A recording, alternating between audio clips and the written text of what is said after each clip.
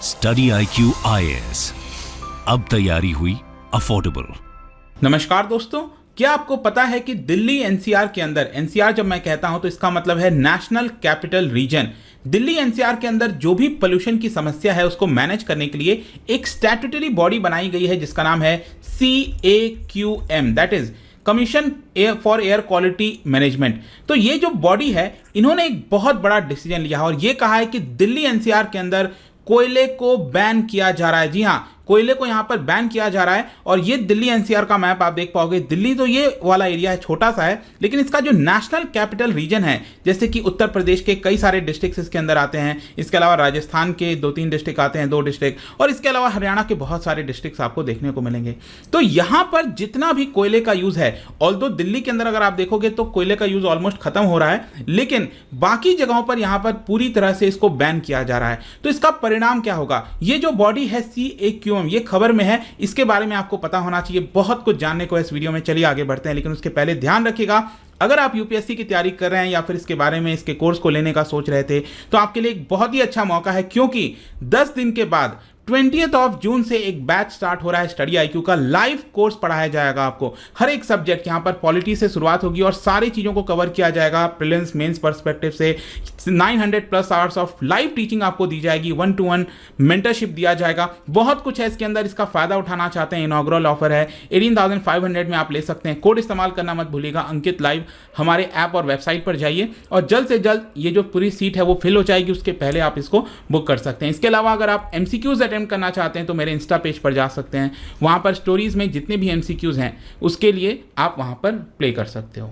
तो चलिए शुरुआत करते हैं और सबसे पहले देखते हैं एग्जैक्टली अभी हुआ क्या है। देखिए, commission for air quality management, ये जो बॉडी है ना, इसको पिछले साल ही बनाया गया था 2021 में। ऑल्दो यहाँ पर सरकार ने, सेंट्रल गवर्नमेंट ने एक ऑर्डिनेंस लाया था 2020 में और उसी समय इसको क्रिएट किया गया था, लेकिन आगे चलकर एक्ट ला दिया गया, एक एक्ट पास कराया गया ताकि दिल्ली एनसीआर के अंदर यहाँ पर जो पोल्यूशन की समस्या है उससे लड़ा जा सके, अच्छे से जो भी कदम लेना है वो लिया जा सके। तो ये बॉडी लेती है commission for air quality management. मैं आपको और बताऊंगा इसके बारे में, लेकिन इनके द्वारा देखिए यहां पर डिसीजन लिया गया है कि 1 जनवरी 2023 से नेशनल जो कैपिटल रीजन है पूरा दिल्ली एनसीआर, मैंने आपको बताया, वहां पर किसी प्रकार का कोयले का प्रयोग नहीं किया जाएगा। अब जब मैं कोयले का प्रयोग की बात करता हूं तो आपको पता होना चाहिए कि बहुत जगह पर यूज होता है, चाहे इंडस्ट्रियल पर्पस हो गया, आपके डोमेस्टिक पर्पस में हो गया, कहीं पर भी इसका इस्तेमाल करने से यहां पर बैन कर दिया गया है। और लेकिन यहां पर एक एक्सेप्शन है जो आपको ध्यान रखना है, वो है थर्मल पावर प्लांट। आपको समझना पड़ेगा कि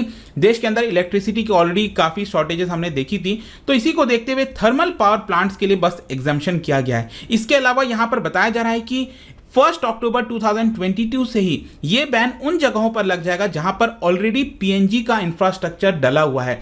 PNG मतलब पाइप्ड नेचुरल गैस से जो ऑलरेडी सप्लाई हो रही है गैस की, तो वहां पर तो और जल्दी यहां पर बैन लग जाएगा, लेकिन बाकी जगहों पर 1 जनवरी 2023 से ये बैन लग जाएगा। तो इसके ऊपर मैं वापस आऊंगा, लेकिन ये जो बॉडी है ना, उसके बारे में थोड़ा सा समझ लेते हैं। देखो, पिछले साल ही बनाया गया था commission for air quality management को, और इसके अंदर 20 से ज्यादा मेंबर्स होंगे और जो एक्सपर्ट्स होंगे वो होंगे, और इनके द्वारा जो भी डिसीजन लिया जाएगा और उसका उल्लंघन होता है तो ये बॉडी यहां पर 1 करोड़ तक का फाइन लगा सकती है किसी के ऊपर, और 5 साल तक की सजा भी हो सकती है। तो बहुत इंपॉर्टेंट है इसके अंदर ये चीज जानना। इसके अलावा यहां पर आपको समझना है कि ये ऐसा नहीं है कि सिर्फ प्राइवेट सेक्टर के लिए ये बॉडी बनाई गई है। अगर कोई गवर्नमेंट का डिपार्टमेंट भी अगर किसी प्रकार का उल्लंघन करता है तो उनके ऊपर भी ये सारी सजा दी जाएगी। ये जो हेड ऑफ डिपार्टमेंट होगा वो इसके लिए जिम्मेदार होगा। जहां तक इस कमीशन की बात है तो आप देख सकते हो इनके पास बहुत सारे पावर हैं, जैसे कि एयर एक्ट 1981 का पावर हो गया, एनवायरमेंट प्रोटेक्शन एक्ट 1986 का पावर हो गया, मिटिगेशन मेजर्स ये लोग ले सकते हैं,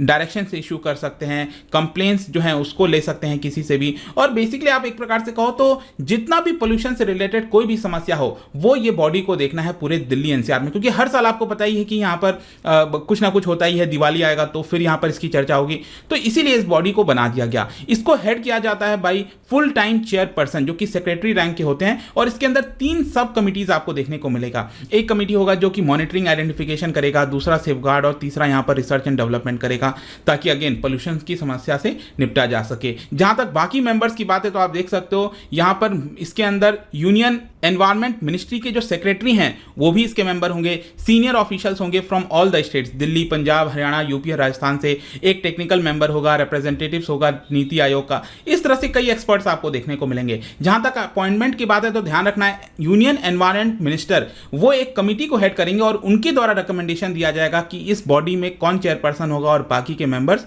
कौन होंगे। और यहां पर जो पोस्ट है वो 3 साल तक होल्ड कर सकते हैं until the age of 70 years हो या फिर 3 साल, जो भी पहले हो जाए। अब मैं आता हूं कि इस बॉडी के द्वारा जो डिसीजन लिया गया है वो क्यों लिया गया है, कोयले को क्यों बैन किया गया है। सबसे पहला तो क्वेश्चन ये आता है, जाहिर सी बात है कोयला एक ऐसा फ्यूल है जो कि बड़ी मात्रा में यूज किया जाता है दिल्ली एनसीआर के अंदर। कितना? 1.7 million tons of coal annually use किया जाता है और इसको डर्टी फ्यूल भी बोलते हैं कोयले को, क्योंकि इससे बहुत ज़्यादा जो पर्टिकुलेट मैटर आप सुनते होंगे PM 2.5 काफ़ी सारी चीज़ें निकलती हैं। अब इसमें भी अगर आप देखोगे तो 1.4 मिलियन टन्स अकेले 6 मेजर इंडस्ट्रियल डिस्ट्रिक्ट्स में यूज होता है एनसीआर के, और इसी की वजह से ये जो कोयला है उसको फेज आउट करने की बात कही गई है ताकि पोल्यूशन का जो कंसर्न है उसको हटाया जाए। मैं आपको एक स्टडी बताता हूं, द एनर्जी रिसोर्स इंस्टीट्यूट, तेरी आपने सुना होगा, TERI, 2018 में इन्होंने एक रिपोर्ट स्टडी किया था और उसके अंदर ये बताया कि जो भी PM 2.5 लेवल होता है दिल्ली के अंदर विंटर के समय, उसमें 30% कंट्रीब्यूशन इंडस्ट्रीज से आता है। और इंडस्ट्रीज में आप देखोगे तो कोयला, बायोमास, पेट कोक, ये सारी चीज़ें 14% कंट्रीब्यूट करती हैं। ब्रिक मैन्युफैक्चरिंग सेक्टर 8% कंट्रीब्यूट करता है, पावर स्टेशन 6% और स्टोन क्रशन 2%, इस तरह से होता है। और दिल्ली के अंदर आप देख सकते हो 1607 इंडस्ट्रियल यूनिट्स हैं जो कि पहले कोयले पर चला करते थे,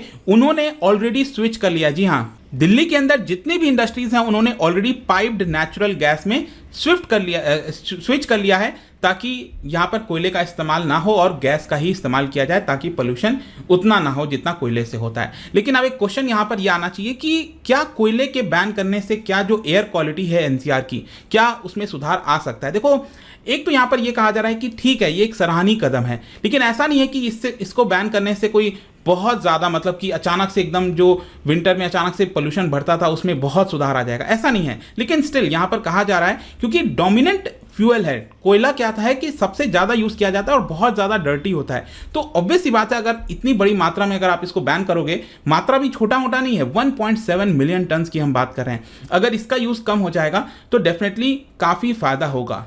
लेकिन इसमें एक जो सबसे बड़ी बात एक्सपर्ट्स के द्वारा की जा रही है वो ये है कि जो कोयला का अगर आप यूज़ देखोगे तो बहुत छोटे छोटे अमाउंट में कई सारे लोगों के द्वारा किया जाता है, स्पेशली जो माइक्रो स्मॉल मीडियम एंटरप्राइजेस होते हैं उनके द्वारा किया जाता है, तो बहुत छोटे छोटे मात्रा में कई लोग इसका इस्तेमाल करते हैं। तो इसके बजाय एक्सपर्ट्स का कहना था क्यों ना जो बड़े जो इसका कंजम्पशन करते हैं, बहुत बड़ी बड़ी जो इंडस्ट्रीज हैं उनके ऊपर अच्छे से वो करना था, बैन लगाना था, और क्योंकि उनके पास पैसा होता है, कैपिटल होता है, वो जल्दी स्विच कर सकेंगे दूसरे इक्विपमेंट में, तो उनके ऊपर ज़्यादा फोकस करना चाहिए था रैदर देन जो छोटे छोटे जो स्मॉल अमाउंट्स में जो यूज़ करते हैं, ये चीज़ हमें समझना है। इसके अलावा यहाँ पर जो एग्जम्पशंस की बात कही गई है कि थर्मल पावर प्लांट को एग्जम्प्ट क्यों किया गया, उसको भी बैन करना चाहिए, लेकिन उसके पहले आपको समझना है कि जब तक इलेक्ट्रिसिटी की प्रॉब्लम नहीं सुधरेगी, पहले आपको सोल्यूशन निकालना पड़ेगा कि इलेक्ट्रिसिटी कहाँ से आएगा अगर थर्मल पावर प्लांट बंद करते हैं।